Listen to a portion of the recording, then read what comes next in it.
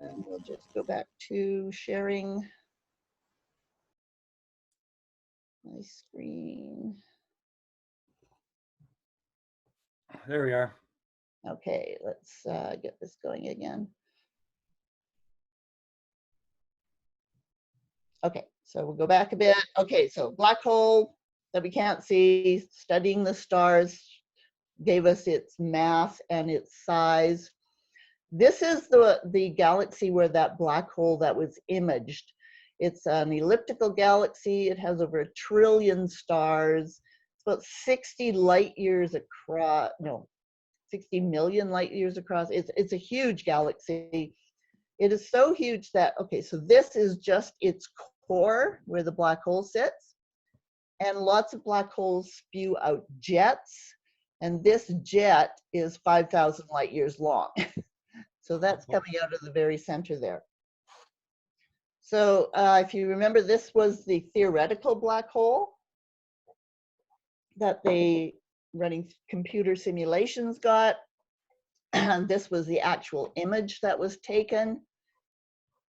And to show you how big it is, so this is the image. The black hole would be in here, and it is bigger than our whole solar system. Voyager 1 is the farthest thing we've ever sent. It's just leaving our solar system, and even it would be within that black hole. So huge, huge black hole.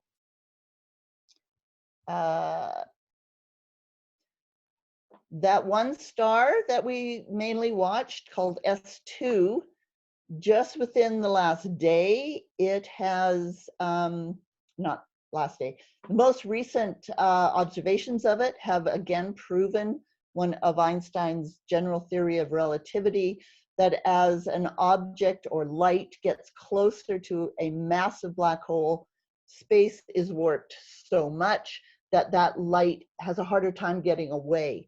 And it's called being redshifted. So that light is losing energy as it tries to get out of the area of the black hole. We can actually see how the light was reddened as this star came close to that black hole. And just today, it has come out that so here we have the black hole, here's the orbit of that one star. The orbit is called doing what's called precession. So its closest approach to the black hole is changing with every orbit. This is exactly why Newton had problems with his theory of gravity, because he could not explain this precession of Mercury around our sun. And then in 1915, when Einstein came out with his general theory of relativity, it explained exactly. So here we again have a confirmation of Einstein's theory. I might have mentioned that every astronomer wants to disprove Einstein, but time and time again, he has just proved, his theories are proven correct again and again. We talked a bit about Saturn's moons. So I just wanted to show you, these are not to scale, but there's several of Saturn's moons that are big enough so that their self-gravity makes them round, spherical. But it also has lots and lots of tiny little moons that are not big enough and kind of look like potatoes, probably mostly captured asteroids. Here we have Saturn and its main ring sections, and placement of some of these moons, and they actually go farther and farther out.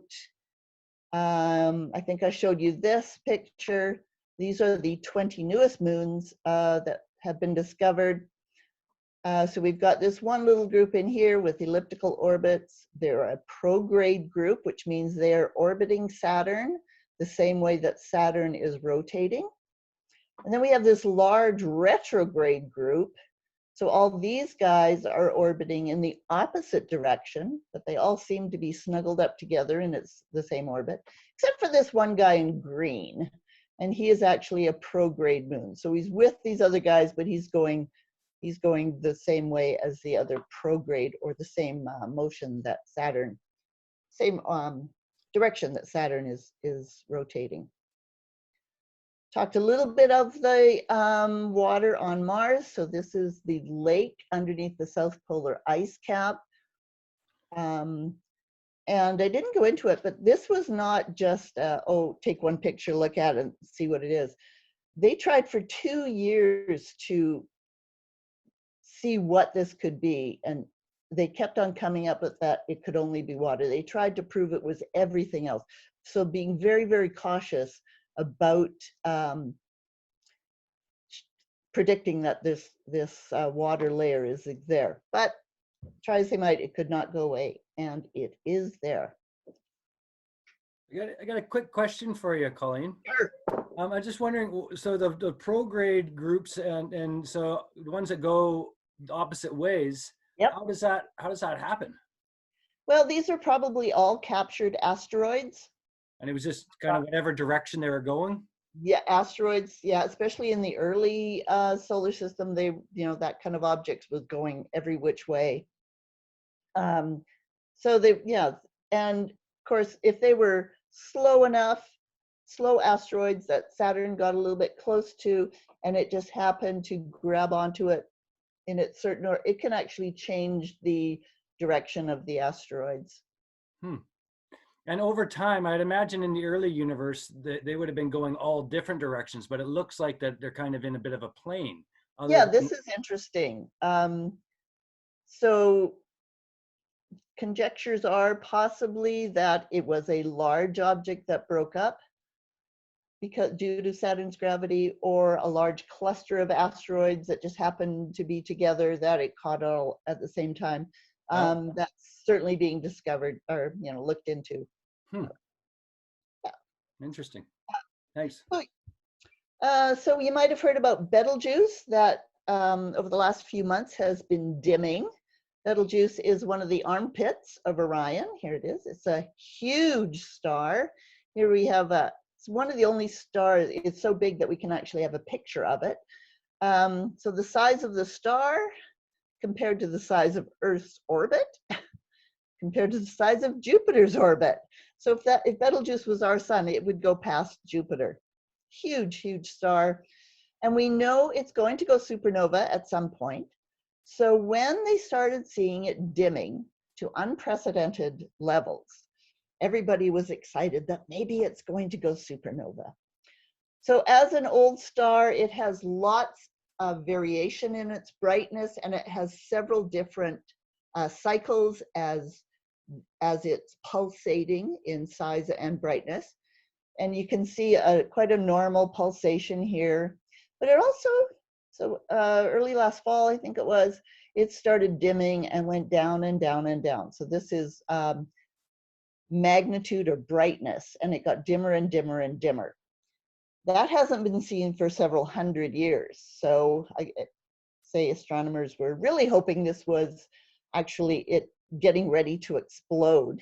Here you can see it's Betelgeuse's normal brightness, and this is one of its minimum brightness. Now, it does look dimmer, and that it's actually, the way the eye works, that is several times dimmer than its original or its usual.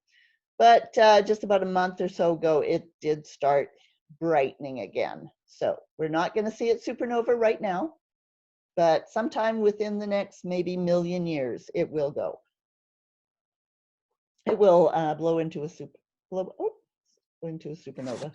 What's the reason for it dimming and brightening again, over and over again? So in its evolution, it's nearing the end. So at the very core, you have a very hot core, probably of higher elements burning and creating and then you have concentric circle or spheres going out with different elements as they've been heated and formed. And each element rains down onto the next one, which increases. So you have all these different spheres inside made of different elements progressing through fusion. So it gets quite the cycles become, as the outer layers get hotter, if something inside is producing more heat because it's one of its cycles, the outer atmosphere gets hotter and expands.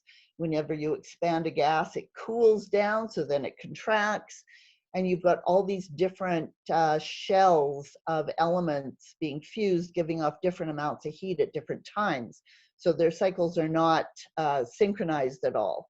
So you get, it has some 6-day cycles, some cycles that are months long, some cycles that are years long, and then this newest cycle that we've noticed that is probably like a 400-year cycle. So it's just the complexity of the stellar interior as the fusion is going on with each of the elements. So interstellar visitors, have we heard about this? Are we interested? So as far as we knew before, everything that was in our solar system has always been in our solar system.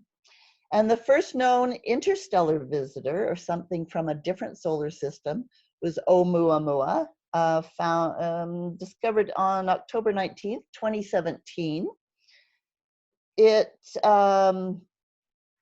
So when we do formation models of solar systems, we know that the planets migrate, especially the large planets like Jupiter and Saturn. They migrate, they get closer to the sun and then further away. And that migration can actually, because of their high gravities, can throw things like asteroids out of the solar system. So this one was discovered, like I say, in 2017 by a telescope called Pan-STARRS, which is being used to actually scan the sky for potentially hazardous Earth-approaching asteroids. And it was a Canadian who discovered this in the data. Here we have the discovery pictures, so we can see it moving night to night, or could even be an hour to hour. First, it was thought to be a comet, so it got a C designation. Then they thought, no, it doesn't have any tail, there's no outgassing, so it was probably an asteroid. So it got switched to an A, or asteroid designation. And then finally it was discovered that it was from outside our solar system, so it is the first interstellar object here. And we could just tell that by its speed and trajectory that it was going too fast to be bound by the sun, and its orbit was not an elliptical orbit, it was a wide open orbit. So it's come to the sun, gone around it, and will leave forever. The size comparison. So Oumuamua is about 400 meters in length and about 40 meters across. So we have not seen anything like this shape in our solar system. So it kind of made us wonder what it was. Here we have the trajectory. So it came from sort of the northern part under the sun and out past Earth. And it wasn't until after it had gone through this closest to the sun point that it was discovered. So we didn't get to do a lot of studies on it. And but we do see the, sorry, yep. No, it's just, so we didn't see it till after it already passed us. Is that correct? Yeah. So if something like that hit the Earth, that's pretty big news. That would be, yes, a hemispheric damaging thing. If you remember the Chelyabinsk meteor that blew up over a Russian town a couple of years ago. Yeah, I do. Oh, I remember all the people rushed, they saw the light and they rushed to the window, and then the sound waves hit them and they got all the cuts on faces. Yeah, we didn't see that one coming either because it was coming in the direction from the sun. So it was really lucky that it just kind of skimmed the surface of our atmosphere and didn't come straight down. If it had been heading straight through our atmosphere, it could have easily taken out a whole city. So that was pretty lucky. Who's looking out for these kind of things? It seems like it's a pretty big deal if one of these is coming our way. It is, and like I said, the telescope that discovered Oumuamua, the pan-stars, is looking exactly for those Earth approaching asteroids. Do you happen to know what was Oumuamua?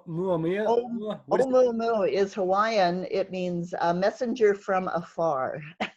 Oh, cool. Yeah, yeah. So then we have, here we have all the constellations looking up at the night sky. Here we have the zodiacal constellation. So Leo, Cancer, Gemini, where we have Taurus, and on. So it's thought that Oumuamua came somewhere from an area around where Vega is. So this was its thought to be its trajectory against the sky, and it's heading out somewhere to where Pegasus is. We don't know. It'll be in our solar system for probably 20,000 years before it can actually leave. So even though it's going very quickly, it's still going to take a long time to go through our solar system. And of course, when we saw it and saw its unusual shape, there was really a lot of speculation as to what it might be. But of course, it was not that. So the second interstellar visitor is a comet. And here's the discovery pictures here. We can see it moving along. It's got a tail and everything. This is the fellow Gennady Borisov that discovered it with this telescope. And so here we have the trajectories of both Oumuamua in red and Borisov in yellow. Now you can easily see that Oumuamua, that is not an orbit, an elliptical orbit that is ever going to come back. And you can certainly see it with Borisov as it came down and went around the sun, that it's going at a totally different area. So that'll, again, just pass through the solar system. Although in the last couple of days, it's been noticed that it is breaking up. So these things, Borisov has probably traveled millions of years from whatever solar system it came from, but this close encounter to our sun has disturbed it enough that it is now breaking up. It is thought to have come from this binary star system Kruger 60. So here we have Polaris up at the top. This is a constellation called Cepheus, and Kruger 60 is about there. It's a binary red dwarf star system. Our best guess is that that is where Borisov has come from. So the European Space Station or Space Agency is thinking about, they wanted to get close, everybody wants to get close to a comet, a pristine comet, a comet that is coming through for the very first time. So probably from very far away from the sun, or even from a different solar system. So they are going to send a trio of satellites out to the L2 system. So L2 stands for Lagrange 2. Every two bodies, like the sun and the earth, will have 5 areas where their gravitation sort of cancels each other out. So it's a very stable place to be. You don't need much fuel if you go there and just hang around there. So it's going to hang out here at L2. It's about 1.5 million kilometers away from Earth, and just wait for one of those pristine objects. Like I said, it's a 3 satellite system, so it'll be able to take really good 3D pictures of the comet as it comes in, and hopefully maybe catch another one of these interstellar ones. Now that we've got these large surveys happening, we will find more and more of them, and currently it's estimated that there are probably 10 at least interstellar visitors in our solar system at any one time. So it's just a matter of finding them.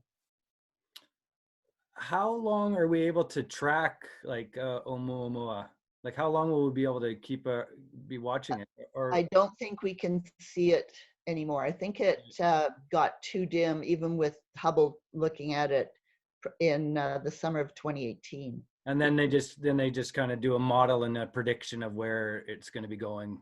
Yeah, well, certainly from the watching it, the 40 days or whatever that we got very good stats on its orbit. So and following Kepler's 3 laws of orbitary motion, it's very easy to plot where it's coming from, where it's going.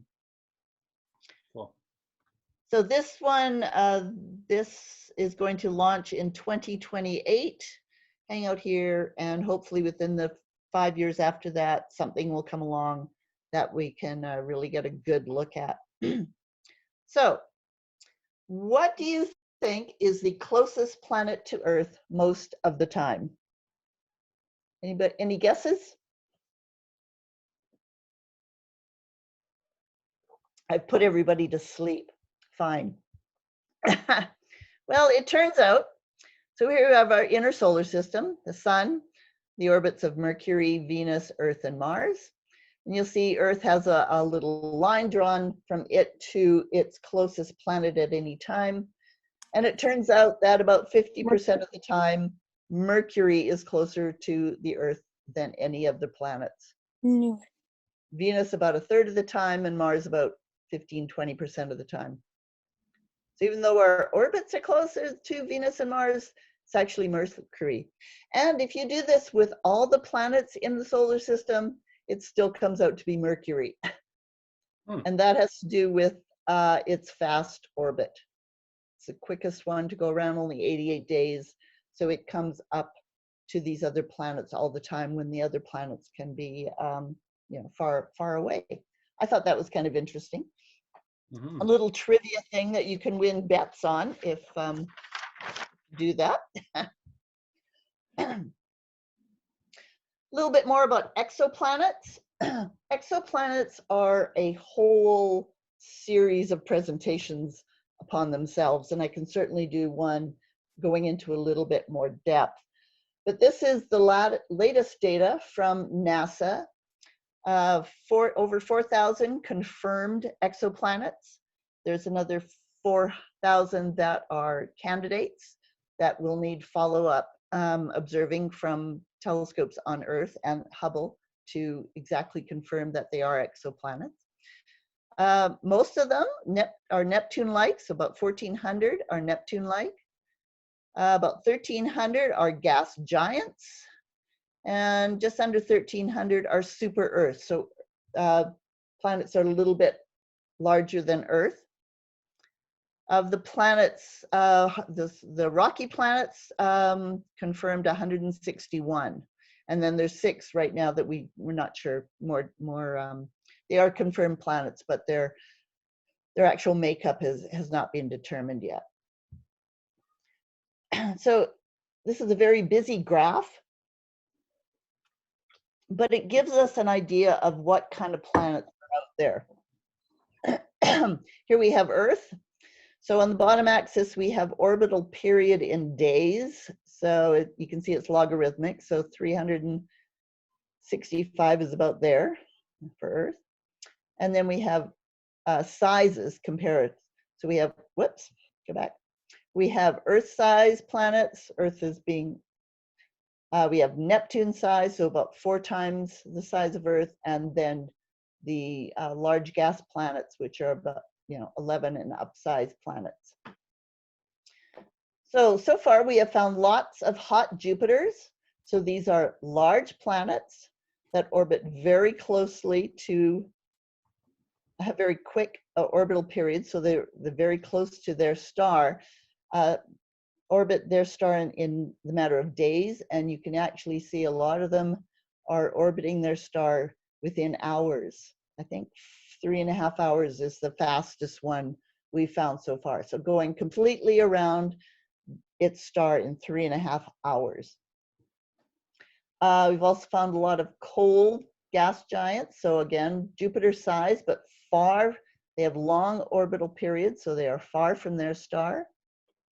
Lots of ocean worlds and ice giants. So these are Neptune-sized worlds that again orbit anywhere from days to years. Found lots of lava worlds. So these are small rocky planets orbiting very, very close to their star. They are probably just balls of lava. Lots of rocky planets. So those are similar to Earth in days to years orbits. And the frontier is, that's where we want to go. We want to continually find smaller and smaller planets at larger and larger orbits. Now, there's lots of ways to discover exoplanets. And again, I'm not going to go into all of them right now because they're quite technical. Radial velocity was the first way we were finding planets. So these are all in blue. So you can see lots of radial velocity ones here. So that's looking at the wobble of the star to infer a planet is orbiting it. Transit methods are the pinkish ones, kind of up here.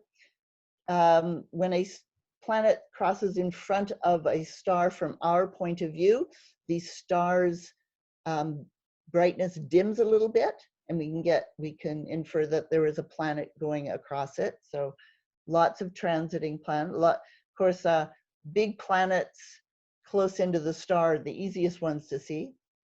Direct imaging, I couldn't actually find any green spots on here, but there have been a few planets that have been directly imaged, no more than 10, I would think. Microlensing is, again, using gravity's effect on light to see a star, a foreground object make a background object brighter. And a couple of planets have been discovered that way. Pulsar timing, and again, I couldn't find where they are in here. We have found planets around pulsars. Pulsars have very accurate, very timing of their rotations. However, if there is a planet orbiting, it will change that rotation in microseconds. So a few have been found that way. And the most planets have been found by Kepler, a space telescope that was looking up at a certain area of the sky. It was using transiting as its method, and all the white ones are transiting planets found by Kepler. And you can see most of those were in this area of rocky planets and Neptune-sized planets. So for the small planets, they seem to come in two sizes. We have enough data now that we can start putting groups together. So we have, again, size relative to Earth. So we see a little spike in about the 1.25 to 1.5 times the size of Earth. We're seeing lots of planets there. And then the planet numbers drop off until we get to about the size of about 2.5 to 3, these super Earths. So another spike there. So we don't have a super Earth in our solar system, so that might be a rare occurrence, actually. Of course, we're always looking for the habitable zones. That's the zone around a star where liquid water can exist on the surface. So again, we compare it to Earth. Here we have the habitable zone of our star, comparing it to the temperature of the star. Our star's temperature about 5,800 degrees. We have Venus, Earth, and Mars within kind of our habitable zone. What the thing to notice is, so these are cool stars. There are more, these are called M dwarfs. So these are the small stars. There's like 20 times more of these stars than there are stars the size of our sun. And the thing is to notice we have lots of planets in their habitable zone. I think that's really cool. The life forms, if they were possible on there, would be totally different because of the light that they're receiving is more in the infrared. So how would life use infrared light to become life and to evolve? Very, very, very interesting. The James Webb Space Telescope is hoping to be launched next year. It's several years overdue. It will also be at the L2 region. So once it gets out there, because it's 1.5 million kilometers away, it won't be able to be fixed. If it doesn't work, we're stuck with a piece of junk orbiting there. It's going to be looking in the infrared, so more in the heat area. So if you are looking for heat, you have to be very cold yourself. So it has all these sunshades that once it gets out there and deployed, the sunshades will face the sun to keep the instrument very, very cool. So this is just showing how the different observatories have been able to push back how far we can see out into history, actually. So in 1990, we had ground-based observatories that were going back to about 6 billion years after the Big Bang. In 1995, Hubble did its first deep field, which pushed back to about 1.5 billion years after the Big Bang. The ultra deep field pushed back even farther to only 800 million years after BB. The Hubble also does a bit of infrared, and so its ultra deep field infrared pushed back to about 480 million years after the Big Bang. And the James Webb is thought to be able to be pushed back to just 200 million years after the Big Bang. That's when galaxies and stars were forming. So we are going to get a completely different view of the universe at that time, if James Webb works, and we sure are hoping it will. Have you heard about gravitational waves? Is there anything in particular with the James Webb telescope, and when they get, you know, to look that far back in time? Yep. Is there anything in particular that they're hoping to find, or is it, or that are theorized, or anything that, any big discoveries, or is it just? Well, pushing back that far again, like I say, this is the beginning of galaxy structures. So what did galaxies look like at that point? How were they formed? How much dark matter was there? How much dark energy was there? Stellar formation was really just happening then too. So what were the first stars looking like? Because they only had hydrogen and helium to deal with, they were able to go up to 500 or 600 times this mass of our sun, where stars now have to deal with all these contaminants of carbon and oxygen and all those things made by other stars. So they can only get to maybe 200 times. So looking at the first stars, the first galaxies, how the galaxies were merging, what the web of dark matter and dark energy looked like. And it's also going to, because it's looking at infrared or the heat signature, it's also going to be able to look at planets around stars that are mainly giving off light in the infrared. So we'll be able to really increase our knowledge about those kind of planets and stars also. Oh, cool. That's a lot of stuff. Yeah. Yes, it is. So the gravitational wave observatories are being built around the world now. They have, this one is in Hanford, Washington. I got to visit this one a couple years ago. So they have arms on them that are 4 kilometers long, inside of which runs a tube that they can push laser light through, and there's a mirror at the end which reflects the laser light. So the one at Hanford and the one in Louisiana actually work together. And there's a few more being built right now, so giving us worldwide coverage.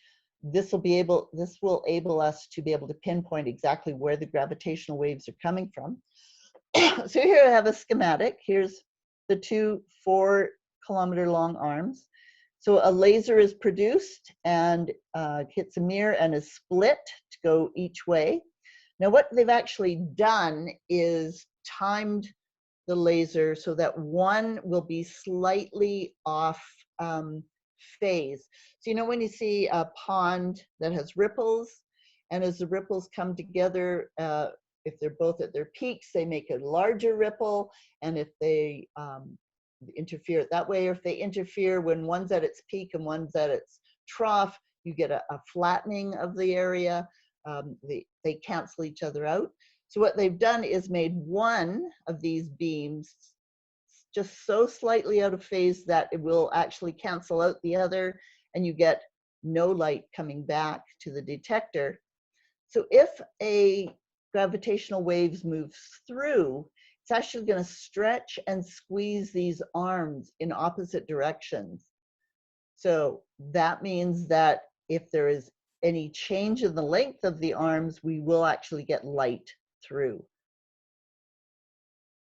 Here's just a couple schematics of showing just how massive bodies can collide, form together, create a new.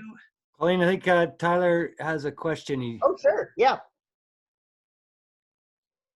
Why are the arms so long? Like, why do they have to be 4 kilometers?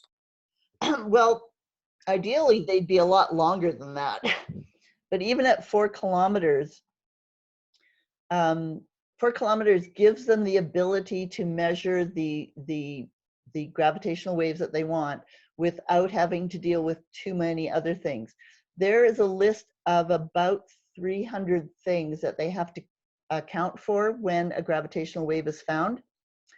So this guy in Hanford is several hundred kilometers away from the ocean. When they detect something, they have to take in account the effect of the waves pounding on the beach in that ocean several hundred kilometers away. There's lots of sagebrush rolling around here. They have to take into account the motion of the sagebrush and it's hitting against this wall. Over 4 kilometers, there is a curvature to the Earth, which they have to take into account. If the moon is passing over, that makes it. So there's this long list of things. So 4 kilometers at the moment is practical to build and sensitive enough to capture the gravitational waves.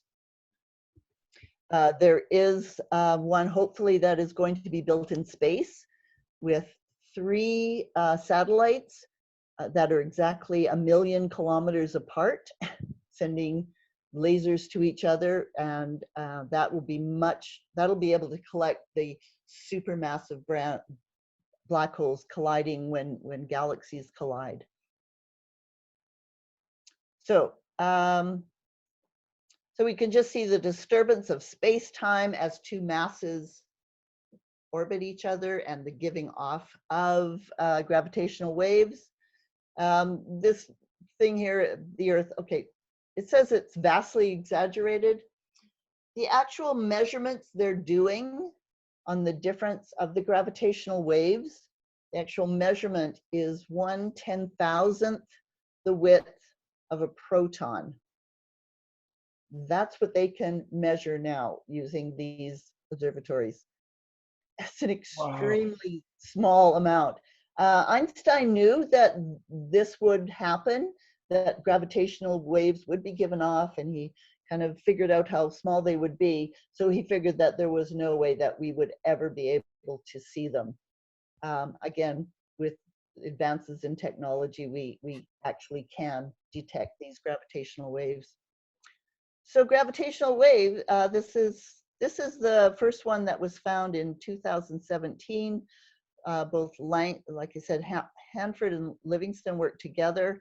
And so here we see the gravitational waves coming, and then they get really big, the biggest they get, and then they go off. And I just want to stop this for right now. And I want you to listen to this. So it's at a frequency that is just below what we can hear. So if they actually increase the frequency a little bit, we can actually listen to these waves.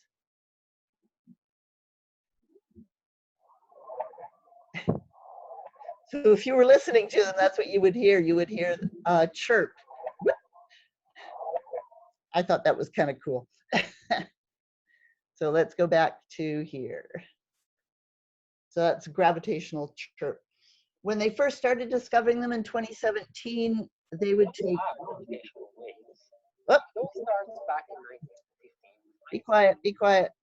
hypothesized that all objects with mass were Oh, my cat's joined me, sorry. those distortions. We want to stop that. Okay. Now let's go back. So are we all back at the PowerPoint again? Yes. Yeah. Good, okay. So before these observatories, we knew of stellar size black holes. So black holes produced when a star goes supernova. And we also knew that there were supermassive black holes at the center of most of the galaxies. But we were missing these intermediate black holes. Oh, sorry, my cat's walking across the screen. Got to get rid of him.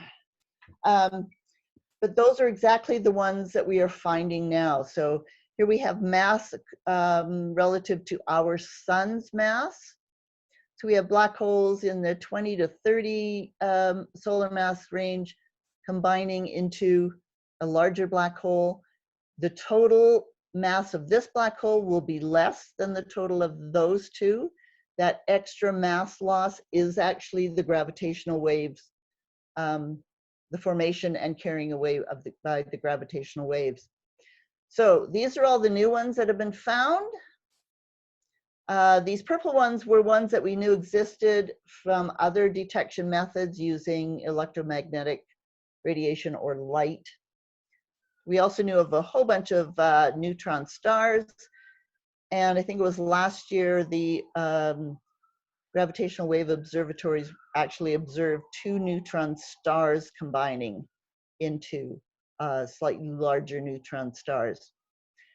And now it has been hypothesized and really tested out quite rigorously, not quite a theory yet, but that when 2 neutron stars collide, that's when the vast majority of gold is created in the universe. So these 2 massive neutron stars, when they collided, they probably made about 3 Earth masses worth of gold, which is awesome if you like gold. Yeah, that's cool. That's super interesting. Yeah. When you think about like all the elements that are in that are on Earth, and that they, you know, so many of them they all formed in different places, right? And then the heavier elements are formed in like those big the big stars, yeah. But to get as much gold as we find on Earth, we were in a cloud that had been seeded with neutron star ejecta of gold. Yeah. Wow. You've probably heard of the Artemis program. How are we doing for time? 3 o'clock? Should I finish here and wait for questions, or how long are we going? We could finish up the Artemis and then maybe answer some questions if that. Okay. Okay. Artemis will be quick because there's not much going on about it yet. It is started in 2020. The timeline takes people to the moon by 2024. I think that's a very ambitious project. And I certainly don't expect that to be met because there's several stages. First, they have to send their new rockets to the moon to make sure they can go. Then they have to send those rockets with people in them to see if that works. Then they have to start sending stuff to the moon. So getting support missions to drop stuff on the moon. In the meantime, they're going to be building something called the Gateway, which is, so the International Space Station orbits the Earth. The Gateway is going to orbit the moon and will be like, that's where you go first. So they have to build that. And then they will have people going to the Gateway, getting into the landing system, and then going down to the surface. I think that's way too ambitious for to happen within 4 years. Is Artemis, I didn't know, is it a private company, or who would be paying, who would be footing the bill for all of this? This is NASA's pet project right now. However, they do have lots of other countries contributing to it. The problem with NASA is their space rockets, the SLS, is not working yet. Their Orion capsule is not working yet. However, SpaceX, their Falcon Heavy is working wonderfully, and their Crew Dragon has already made a trip to the space station, and will make another one this year with a crew. So they might be the first company to get up there. Here is just the configuration of that gateway, that space station orbiting the moon. You can see it's lots of different countries, the European Space Agency, the Japanese Space Agency. Canada will be making Canadarm3 for this space station, and lots of it. So that all has to be made up also before they can start sending people there. Okay. I'll leave the rest for another day. I did want to show you one thing about exoplanets. If you go to exoplanets on the NASA site, and I have made up a sheet of all these links that I'll send, Rob. Oh, cool. Here's a really fun little program that will show you the planets that have been discovered. And you can click on any planet. We can't see it. Oh, no, okay. Let me get rid of that. Let me just actually close down that. Can you see it now? I can't. Screen sharing has stopped. Okay, we'll just go back and screen share. There. How's that? Yeah, eyes on exoplanets. Yes. Yeah, that works. So again, each star represents a star that has been looked at. You can click on any star, and then you can go right to that system. It'll show you the star, the orbit, and the star's habitable zone. So this is, and we can compare it to our solar system just by clicking on here. So this little system around this star is a very small star, very small orbit, well within the orbit of Mercury. We can look at the star in this system and compare it to our sun. So it's a very bright star, very hot star. We can look at the planet in this system and compare it to Earth or Jupiter. So this is Earth, so it's very much larger than Earth, even larger than Jupiter. So when we saw how bright that star was, so that's why its habitable zone is quite far away, but the one planet we know of is not habitable. Obviously, it's being so close. So you can look at all the stars there. You can see this big agglomeration of stars out this one way. That is the Kepler project. So that's where we have found most of the stars. So just something I wanted to show you that you can play with. And I've got some other ones that I can send the links to also. Okay, so any questions? I don't have any. You did a pretty good job explaining everything. Oh, thank you. I have a question. Sure. Because space has not barely any friction. Would light travel faster in space than it does in Earth? I'm having a hard time getting back to my Zoom. I don't know why. Oh, there we go.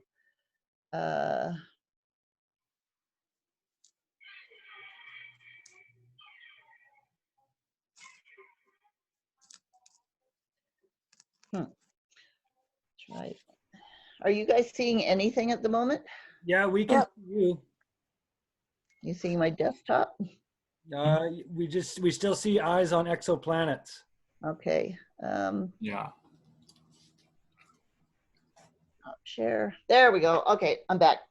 Okay, so the speed of light, actually we should think of it as the speed limit of our universe is 300,000 kilometers per second. That's in a vacuum, so in a total vacuum. And we know that the only thing that can go that fast has to be massless. And the only thing we know at the present time that is massless is a photon. So the other thing that we're trying to find is a graviton, which would confer gravity. And we know gravity travels at that speed also. So if the sun were to completely disappear right now, it would take us over 8 minutes to know it, because that's how long it would take that gravitational and the light to get to us. So yeah, 300,000 kilometers per second in a vacuum is our universe's speed limit. I think we lost a lot of people, have we? Any other questions? One or two. No, that was very, very informative. I knew about the gravitational waves, and I've read up about them, and I've always had a real tough time ever in my head figuring out how they were doing it, right? So I thought having all those images were really helpful there. Oh, good, good. Yeah, that's a whole study in itself, the gravitation waves. That one at Hanford, I visited in August 22nd of 2017. We had gone down to Oregon to see the total eclipse of the sun. And then the next day we went to Hanford and got a tour. And the guy's showing us around and he's saying everything's calm. It's just a regular day. And then it came out 6 months later that at that very time, on August 17th, so like 4 days before that, they had actually discovered their first they had just observed their first gravitational wave, but they couldn't announce it then. I said it used to take 6 months before they could announce, and now they are announcing them as soon as they're found. They're just being found everywhere. A big thing that kind of comes to mind when you think about gravitational waves and all of the money that would have been put in to trying to prove a theory, right? It's just like for science and exploration to move forward, it requires a huge investment that there might not be, a direct payback from, sometimes, right? And the gravitational waves, it wasn't until these LIGO observatories were upgraded several times before they actually got to do any observing. So it was a very large leap of faith. They were relying on Einstein's theory. They knew if they could get sensitive enough equipment, they could find them. And it gives us a totally different way of looking at the universe. And so it's not just trying to prove or disprove, it's being able to collect different data and seeing what we can find. Yeah, a whole new understanding. Yes, yes.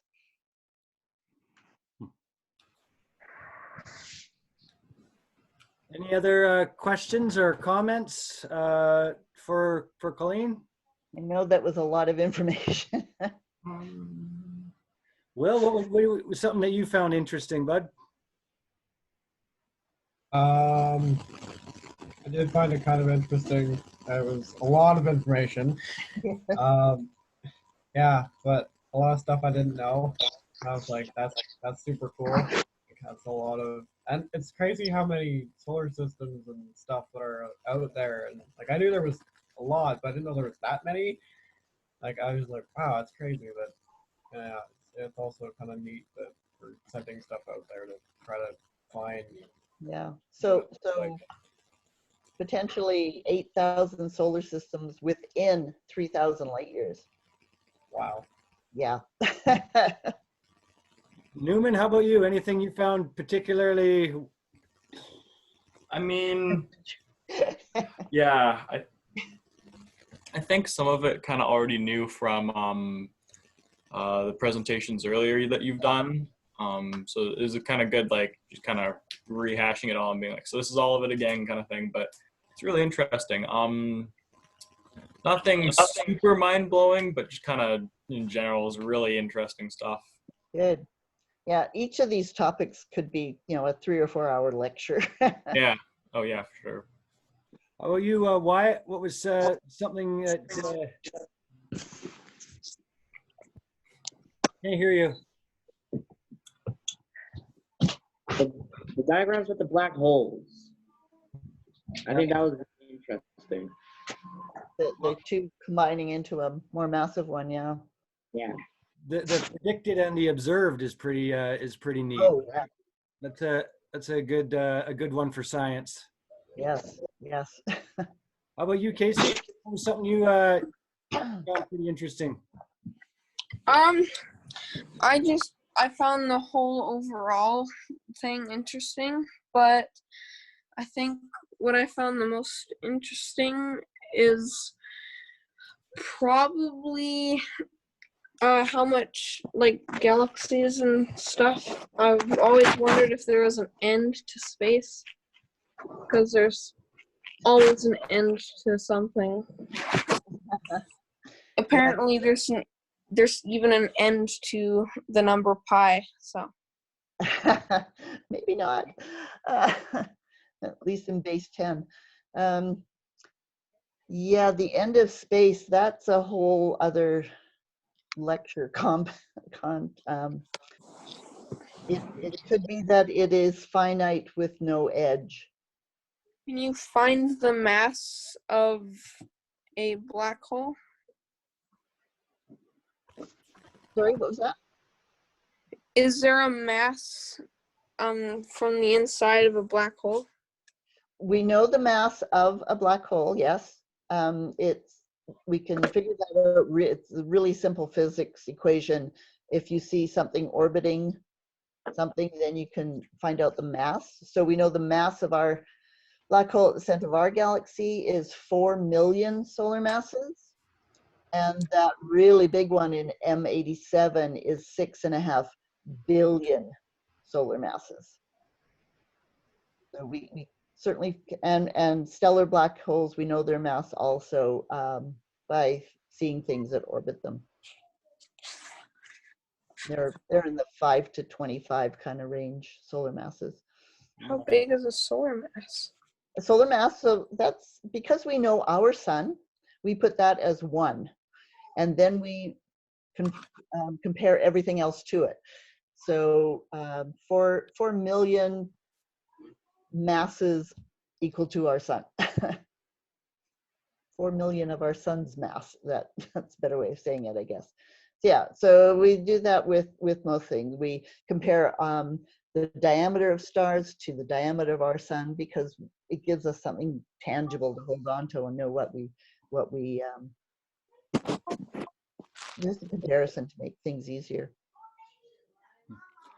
How about you, McKinley? Anything a takeaway that you were like, whoa?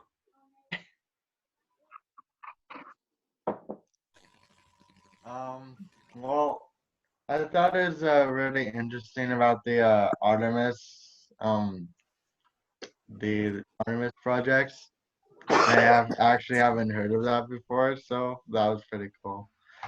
And yeah, and I thought that like it was a pretty interesting presentation. It was like a lot of information. There was a lot, yeah. I'm hoping to tweak just something in each person's mind that they might be interested in, and then go off and find some other things about it. Yeah, and the Artemis, now that we know about it, right, we can follow it. You'll see it, you'll hear about it, it'll be in the news, hopefully. I'm sure for the next few years it'll be project delayed. Cameron, anything from any takeaways from you? I thought the stuff about Project Artemis was pretty cool. Yeah. It'll be really interesting to watch. In my youth, I saw the Apollo landings, and it'll be really nice to, it'd be awesome if we could get back there. I just really have my doubts whether it's going to be by 2024 and if it's going to be by NASA. Yeah, like how much like funding from NASA would be controlled by government and how much would be from other places? Because you could see how, politics could get in the way of exploration in huge ways, right? NASA gets all its funding from the government, and it gets about 1% of the total budget of the government, which is about, I think, 17 billion to 20 billion, something in that. All they would have to do is double that amount. So going from 1% to 2%, and NASA would be able to handle anything, everything. It's also one of the reasons why NASA joins with other space agencies in producing, to build the Artemis and space station, is because of the cost. It's just so, and so like Canada builds the Canadarms, and so we get to have, we didn't see that. We get to have certain, we get to send astronauts there, we get to do experiments on there. So all these countries are combining together to build these things and using it for their own uses also. But NASA itself does not get much money. Kate?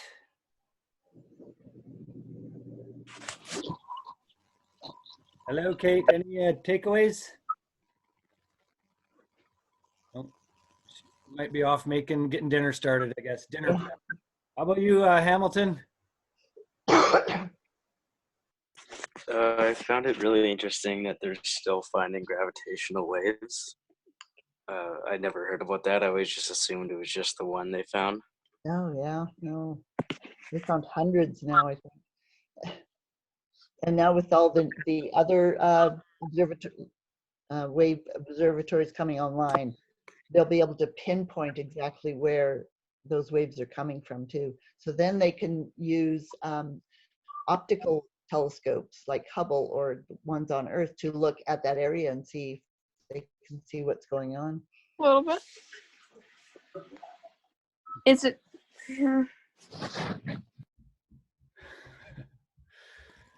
Any other questions for Colleen? No.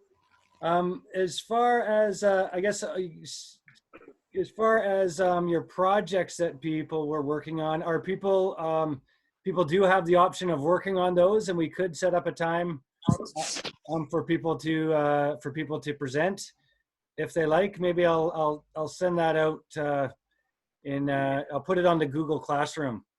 Can I just see a show of hands? Who's working on a project, wants to present? No? Yes, Newman, you're in. I could. I won't be able to for a little while though, because everybody is home right now and we don't have I won't have any space to do it.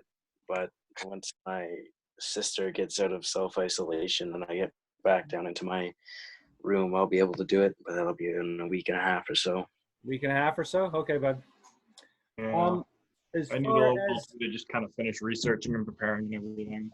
But okay, let me know when you're ready, because so for these courses, right, we can sit in on them, but and we can and you can observe and take it all in, or you can take it to another level, and you could either take some do a little bit of journaling on some of the stuff that you learned, and you could hand that in to me, or you could be looking at doing some sort of presentation or something, and that could be something that I could look at doing some sort of assessment on as well, or totally fine to just hang out and take it in and learn.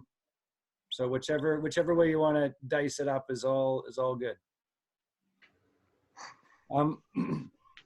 Colleen, are you interested in a talk next week, or are you? Absolutely. Okay, great. The things I hadn't covered this week were some sample return missions to asteroids, Mars 2020, the Europa Clipper, and the Titan Dragonfly mission. So those things I could bring up next week. That sounds great. Then should we meet same time, same place next week? Sounds good. All right, gang. Well, great to see everybody. Thank you very much. I hope you get outside and enjoy some of this beautiful weather. And Rob, I'll send you a document that has links to some of the things I talked about. And I'll also send the links of, you know, you guys are all stuck at home. You probably have some glue and stuff. Models for the space station and the James Webb and things like that. Ooh, cool, cool. Yeah. Right on. Thank you very much, Colleen. Thanks for inviting me. Bye all. Bye. Thank you. Bye.